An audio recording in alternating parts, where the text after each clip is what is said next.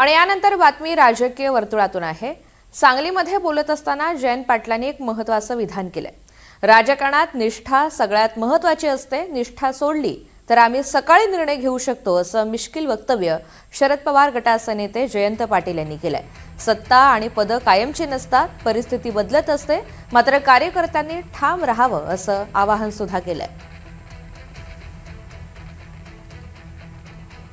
निष्ठा कधी कधी बुडल्यासारखी वाटते, पण पूर येऊन गेल्यावर त्या निष्ठेकडेच लोक बघतात, ते कधीही नसतं। आपल्याला सगळ्यांसारखं व्हायचं असेल तर उद्या सकाळी काय होईल?